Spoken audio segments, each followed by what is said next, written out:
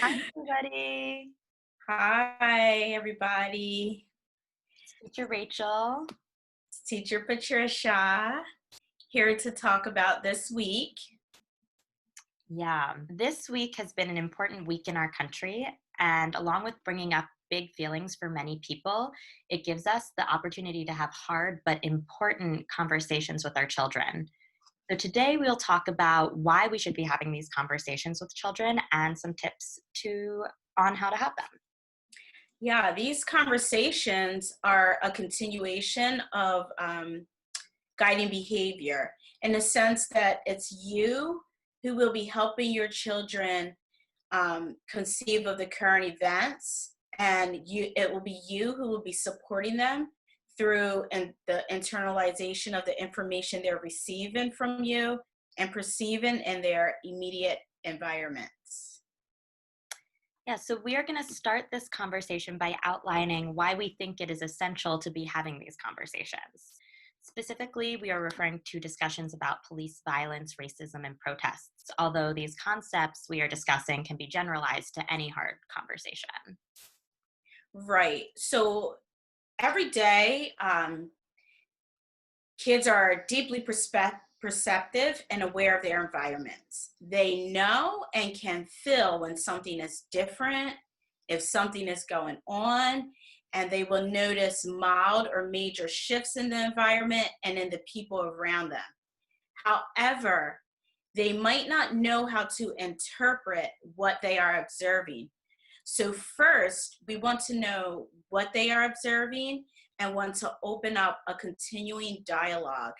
It is important to remember that whatever information the children don't have, they will make it up for themselves. Right. So we want to affirm their observations and perceptions while also redirecting and clarifying inaccurate interpretations. So, for example, if a child hears a big boom outside and says, "There's a volcano outside," you can say, "Yes, you heard that big boom. It was not a volcano because we don't have volcanoes in Philadelphia, but it was very loud. I'm not sure what it was. I don't know yet." And one thing to note is that preschool children are at the developmental stage of egocentric thinking. This means that the children's worlds revolve around themselves. They see everything that happens as it relates to themselves.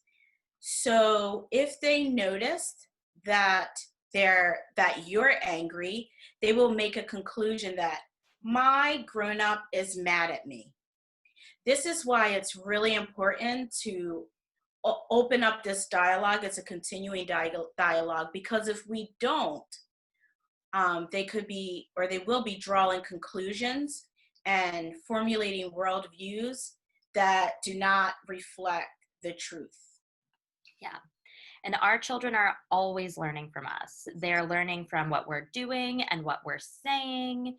Um, we are helping them construct their world and understandings, and giving them clear and accurate information will best support them.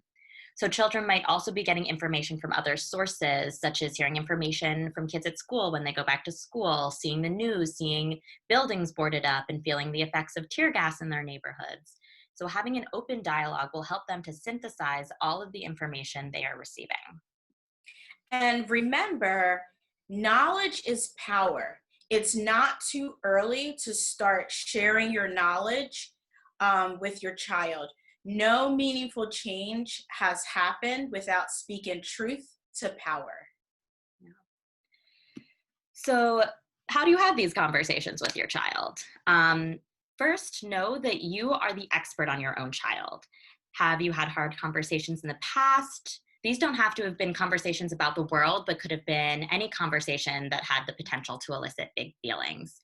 What worked for those conversations? Where were you? What were you doing? What was your tone? What time of day did they happen? If there are things that worked, continue to do those things. So each child is different, right? So if you already know um, something that works to have a hard conversation, then do that. Do it. You are the expert on your child. So We will just be giving you some tips for having these conversations, and you can choose which to use or not use based on your knowledge of what works for your child. However, one thing that we know to be true is that children receive information best when you deliver in a clear, matter of fact way. So, one tip is to communicate your plan for the conversation with your child. So, you might say, when we get home, we are going to sit in the car and I'm going to tell you a story. Afterwards, we are going to go inside and have a snack. And you can ask me questions, tell me your thoughts, or we can talk about something else. So know that kids will respond to having hard conversations in different ways. Some kids might not have questions. Some might want to go out and play. Some might not want to talk about it that day, and some kids might want to talk about it at length.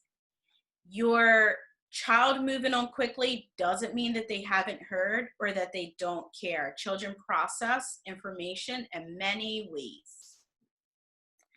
Something to consider is whether the setting or environment will be a distraction for your child. For example, you might want to have the conversation in the car, during a meal, or in the bath, where your child can be seated and a captive audience, as opposed to in the middle of the living room where there might be a lot of different toys around and they might get distracted.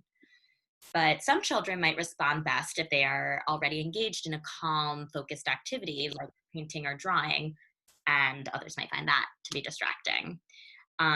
So it's important, though, that this conversation takes place in a safe and comfortable setting. And I think, know that any conversation that you will have will be part of a continuous conversation. It's not just one and done. Over the following days, you can give the kids updates on the situation, discuss continued struggle, continued perseverance, and talk about successes.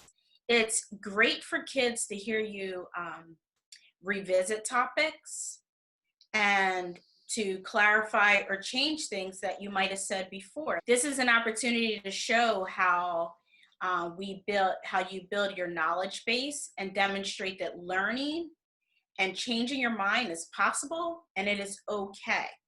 It reinforces that learning is continuous throughout everyone's lives.